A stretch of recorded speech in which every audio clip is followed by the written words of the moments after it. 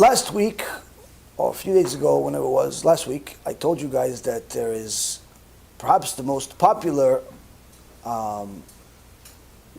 speaker in the Jewish world today, or at least the person that wears a kippah, is the guy Ben Shapiro. He calls himself a conservative, he's politically oriented, talks about many political topics, and quite frankly, a lot of his political opinions are valid and on point. Seems even like a nice guy. Smart. Seems like he was smart since he was a young kid, skipped a grade, played instruments, and so on and so forth.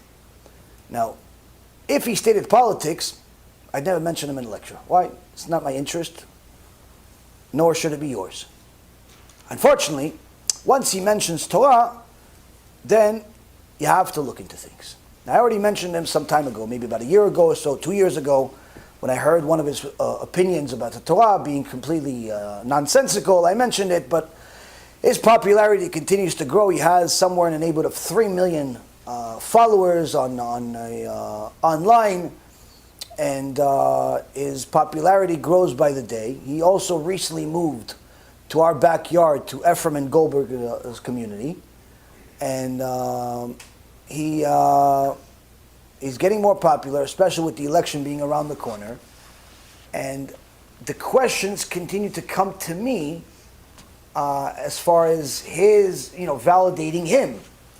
So I had to look more into it, and I see that when it comes to politics, he might as well be the best. I care less. When it comes to Torah, his opinions are wrong and dangerous.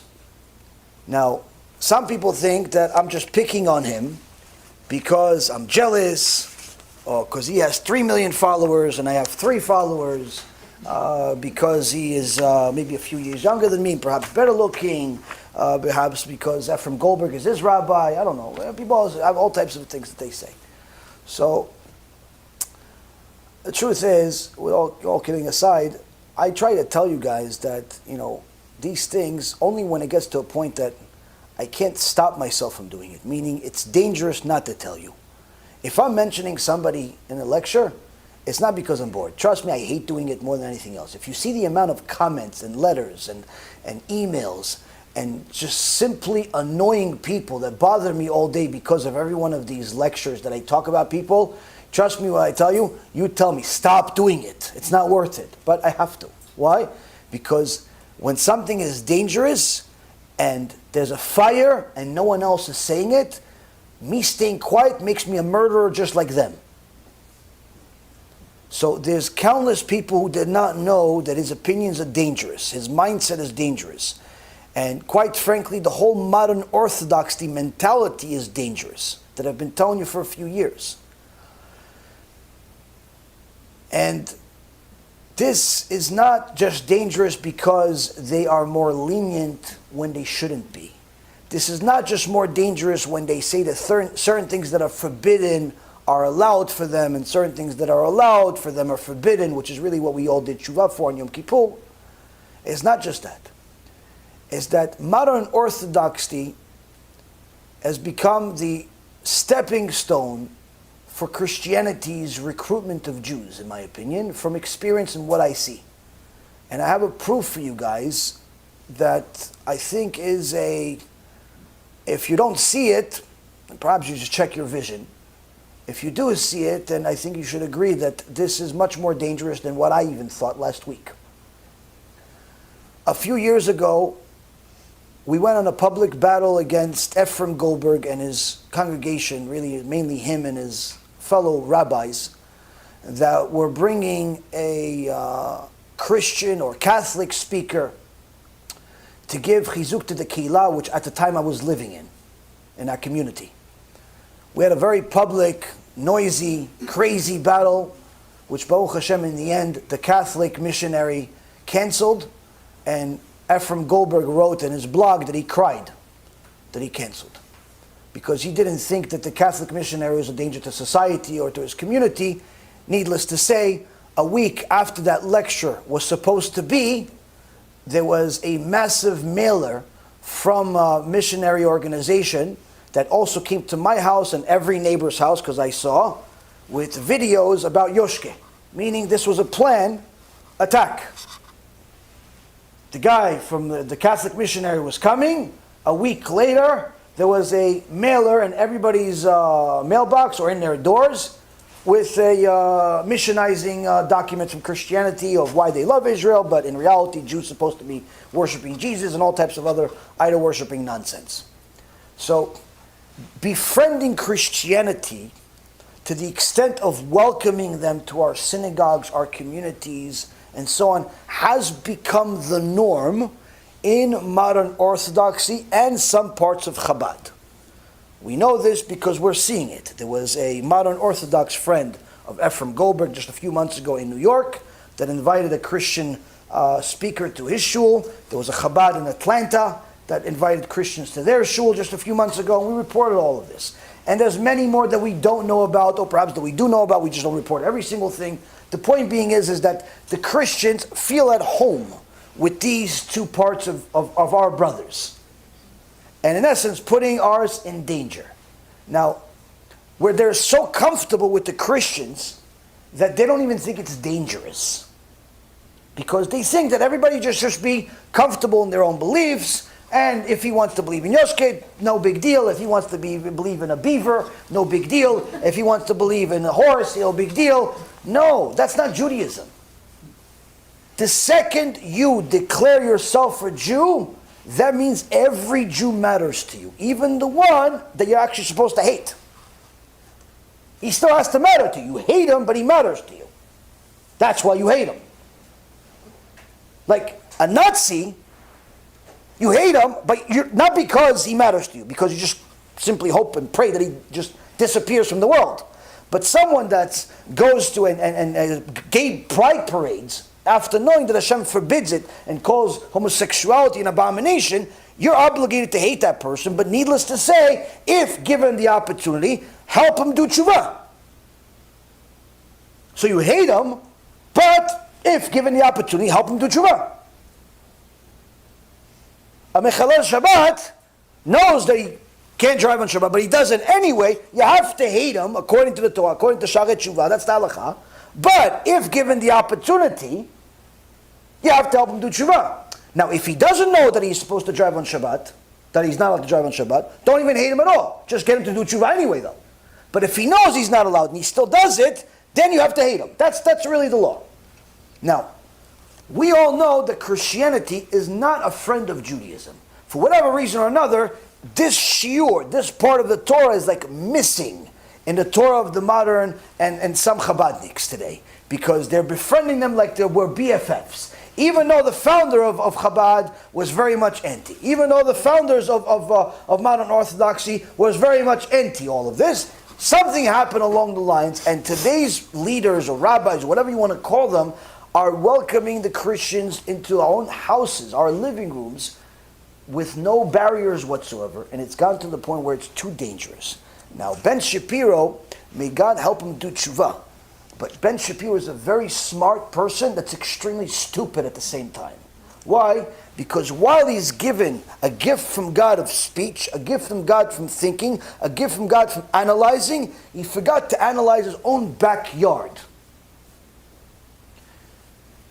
In his meeting by video with his new community rabbi, Ephraim Goldberg and company, he had a nice meeting on YouTube, and everyone agreed that Ben Shapiro is by far the most famous religious Orthodox Jew in the world today. Now, this may very well be true. It probably is true. He's got 3 million followers. I don't know anybody else that does. That's religious. There are Jews that are more popular, but are not religious. And he made fun of it, saying there's really the pool is not so large, so it's very easy to be popular. Whatever. Point is, reality is, when people think of Judaism, Ben Shapiro pops up as a thought. This is a representative of Judaism, whether you like it or not. He knows it. Everybody knows it. You can't say, no, I'm not connected to the religion.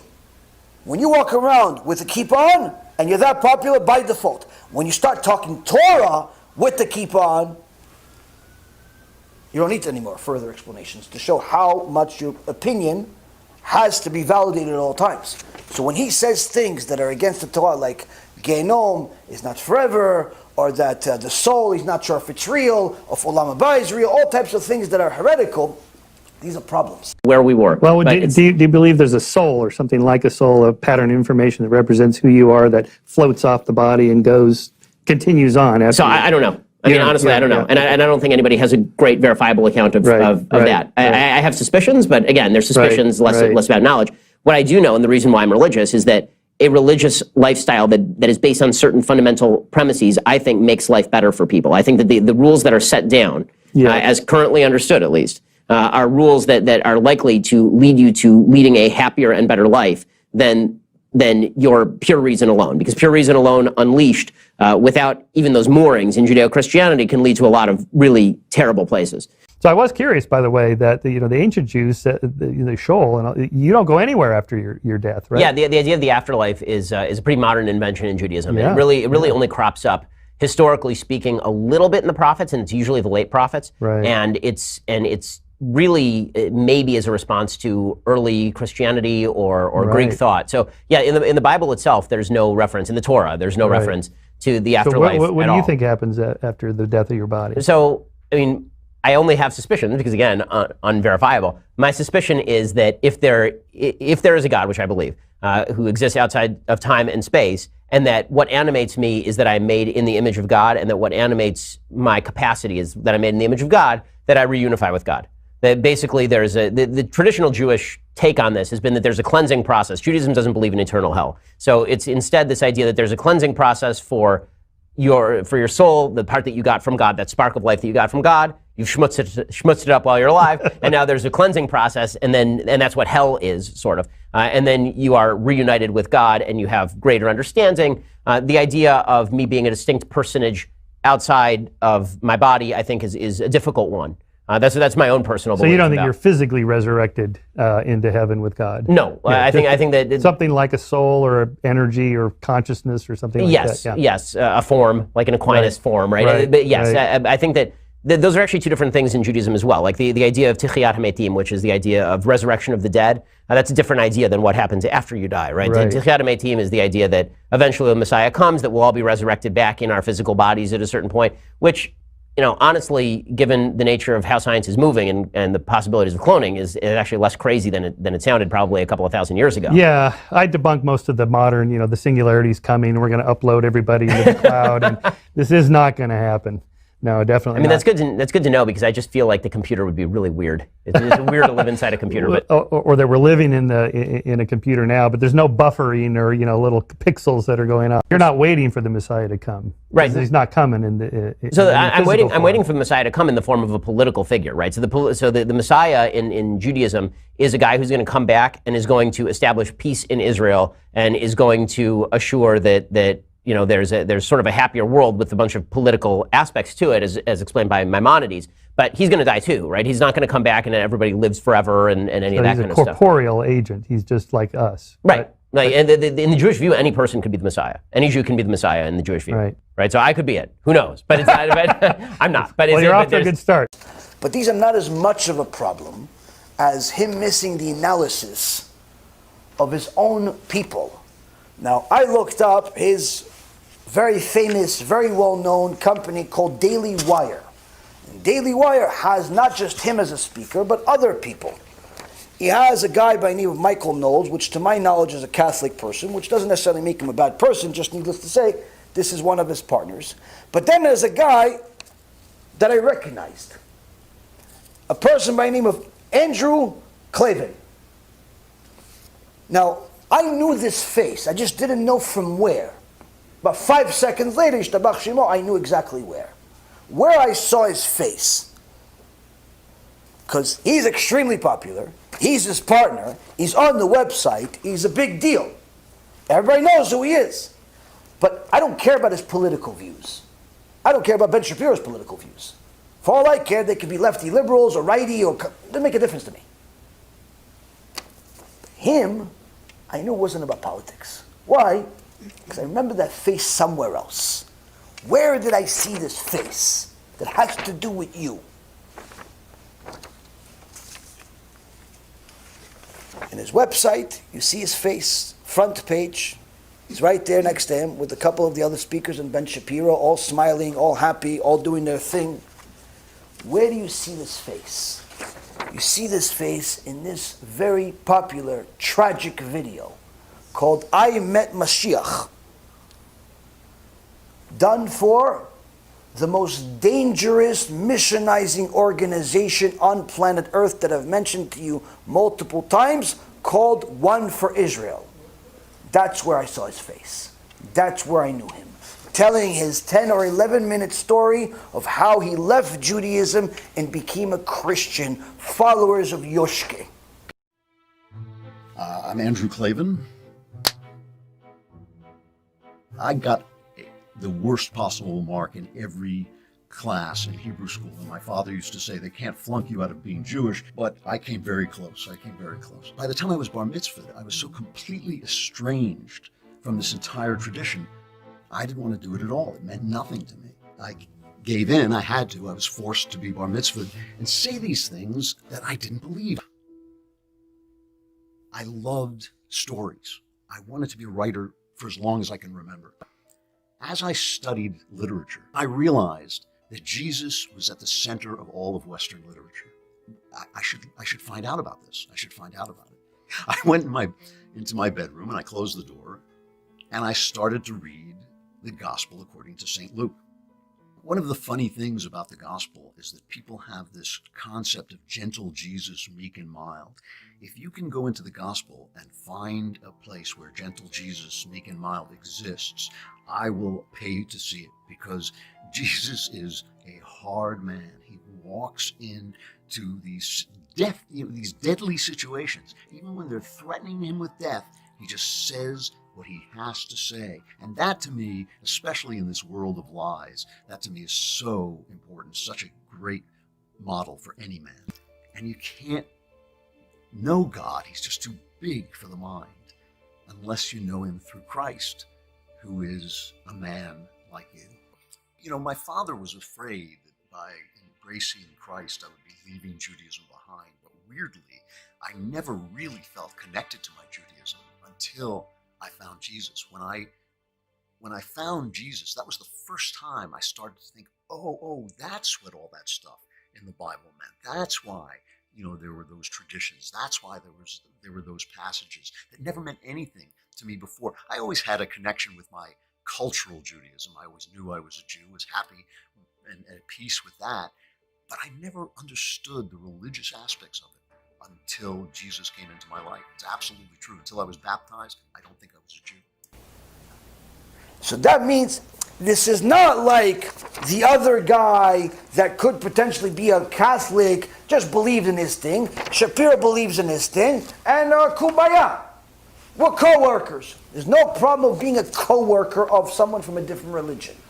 But if your co-worker / partner is a missionary, now we have a problem. Why? Because now it shows either you completely lack all knowledge whatsoever of Judaism to the extent that you should never even mention you're Jewish.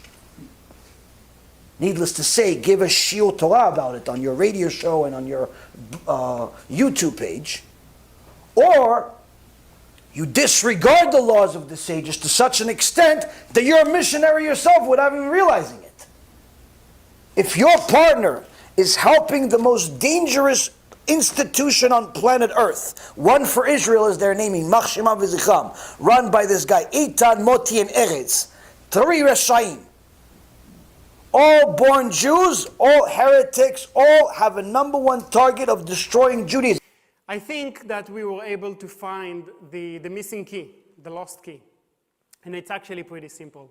It's Jewish and Arab Israelis explaining the gospel to other Jewish and Arab Israelis in the Hebrew and Arabic language.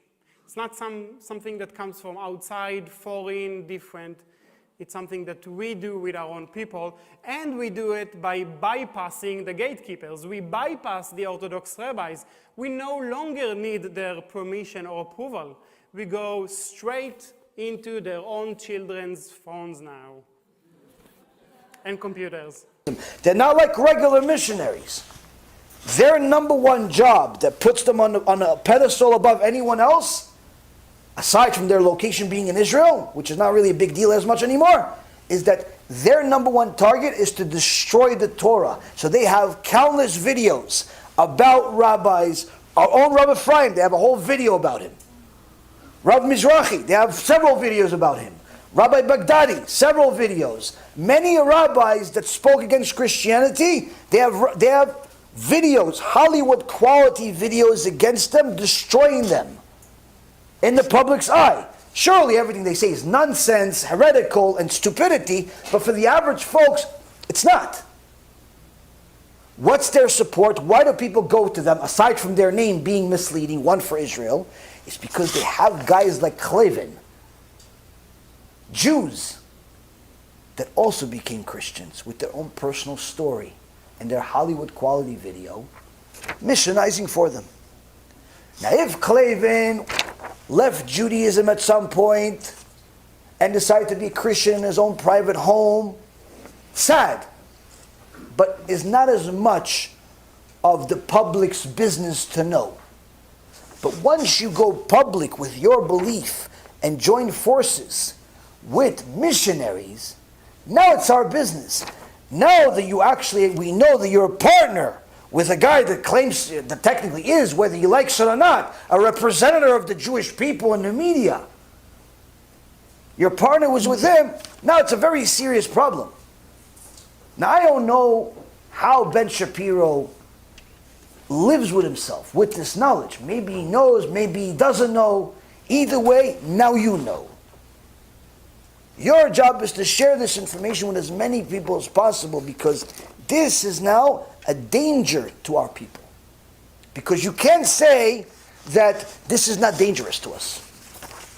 Because if his beliefs, his Christian beliefs, were kept to himself, then we say, you do you, you left, sorry to hear, if you ever want to come back, we'll help you out. But now that you're actually part of a missionary organization, that means that you want even Ben to convert. You want me to convert. You want everybody here to convert to Christianity. You are part of the destructive forces of Am Yisrael at the highest level. And how are you doing it? By being advocated as a partner of a Jewish leader by name Shapiro in his show. You're not keeping your beliefs to yourself. You've publicized it on a video that has over 500,000 hits, just in one place. I don't know how many other places they have. It's probably millions of hits. How many people have become weakened in their Yiddishkeit, in their Judaism, due to his video? And he's on your same company? How? You see, Rabotai, they may care less about everything I just say. And many people may care less and say, oh, you're exaggerating. Fine. You can say I'm exaggerating. And everybody said that Rabbi Yisrael was exaggerating. L'avdil, for me, I'm nothing. Everybody said that Rabbi Yisrael was exaggerating. Everybody said that a lot of rabbis were, Rav Wasser was exaggerating. And Rav Chavetz Chaim was exaggerating. And guess what happened? HaShem said, no, they're not exaggerating. Holocaust. Why? Because if it's not for the Holocaust, in physical form, you're already destroying yourselves with the spiritual Holocaust by allowing the enemy inside your house to marry your daughter. And this is the warped beliefs that are being taught today. How could this be allowed? Love of ourselves too much. When people love themselves too much, they care less about the people. So even though they're benefiting from the people, from their love of the people, he's doing good things for the Jewish people. He's showing the Jewish opinion is valid, the Jewish opinion is good, the Jewish opinion is in line with the conservative people, which is technically the Christian thoughts. Shows it's good. So you're benefiting from being a Jewish personality. But you're hurting us at the same time by giving a stage to someone that is worse than anti-Semitic. We'd actually prefer for him to be anti-Semitic. Because at least he would only be trying to kill bodies. But once you join forces with a missionary organization, and a successful one at it, unfortunately, it's dangerous to our existence. When this becomes not a big deal in your mind, that means that you're sick. Ephraim surely doesn't care about this. Why? He invited a missionary to his shul. Maybe the TeShuva since then, I highly doubt it. Because he continues to invite those people. Just doesn't make as much of a big deal out of it. This, Rabotai Karim, is one of the things that happens as a result of misteachings. You're taught parts of the truth with a little bit of lie. And 99% true with 1% lie equals 100% lie. So this is a critical moment in our time for our people. Because as Rabbi Yaron Reuven said, when Chachamim said in the Gemara that it's going to be a generation of all righteous, a generation of all wicked, his chidush is that everyone is going to know who's the righteous one and who's the wicked one out in the open in the end. It's not going to be a figment of our imagination anymore. It's not going to be speculation anymore. Oh, he looks righteous. Oh, he sounds righteous. None of that. In the end, by the time MaShiach comes, everyone's going to know. He, righteous. He, Rasha. Yeah, but they both have a kippah. They both have a beard. And they both say Hashem's name. Yes, but he says Hashem is king. He said Hashem needs us. You understand? So, he is a Rasha, because he says Hashem needs us, and Hashem in essence is a slave. And he is a tzaddik, because he says Hashem is the king. So they both look alike, but he is righteous, he is wicked. And in the end, Rabbi Yaron says, everyone's going to know.